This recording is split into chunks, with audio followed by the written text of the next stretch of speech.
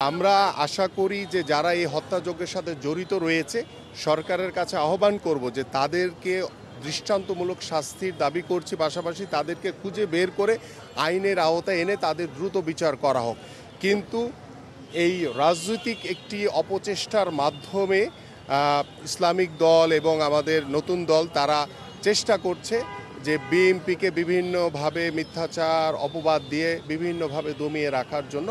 But বাস্তবিক অর্থে যে বাংলাদেশে কিন্তু ইতিমধ্যে গতকালকে বের হয়ে এসছে যে এই হত্যাযজ্ঞের পিছনে কারা রয়েছে এবং তাদেরকে খুঁজে বের করে ইতিমধ্যে অ্যারেস্ট করা হয়েছে। এবং আমরা আশা করব যে যারা এখনও বাকি রয়েছে, এটা পিছনের হোতা যারা রয়েছে, তাদেরকে দ্রুত আইনের আওতায় এনে তাদের বিচার করা হোক। এবং বাংলাদেশ জাতীয়তাবাদী দল সবসময় ন্যায়ের পক্ষে কথা বলেছে, এদেশের জনগণের পক্ষে কথা বলেছে এবং আমরা ফ্রম দ্য বিগিনিং থেকেই আমরা আমাদের মাননীয় ভারপ্রাপ্ত চেয়ারম্যান মহোদয় বলেছেন যে কোনো প্রকার কোনো অন্যায়, কোনো বিশৃঙ্খলা, কোনো চাঁদাবাজ, কোনো দখলদারি যদি আমার দলের লোকও করে থাকে তাকে তাৎক্ষণিকভাবে আইনের হাতে তুলে দেওয়ার জন্য আহ্বান করেছেন।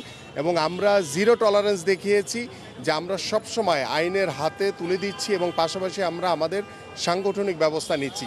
তারপরও কিছু দল তারা রাজনৈতিক ফায়দা নেওয়ার জন্য আমাদের উপরে যে মিথ্যাচার, যে অপপ্রচার করছে, সেটা অত্যন্ত দুঃখজনক এবং এটার জন্য আমরা ধিক্কার জানাই যে এই ধরনের অপরাজনীতি থেকে আপনারা বিরত থাকুন। আমরা সকলেই যে প্রত্যাশা নিয়ে কাজ করছি যে দেশের জনগণকে সাথে নিয়ে আমরা আগামী ফেব্রুয়ারিতে একটি অবাধ সুষ্ঠু নির্বাচনের মাধ্যমে এদেশের জনগণের সরকার প্রতিষ্ঠা করতে চাই এবং সেই জনগণের সরকার বাংলাদেশের জনগণের কথা মতো চলবে, জবাবদিহিতামূলক সেই জনগণের সরকার প্রতিষ্ঠিত হবে। আমরা সেটা সকল রাজনৈতিক দলের কাছে আহ্বান করছি।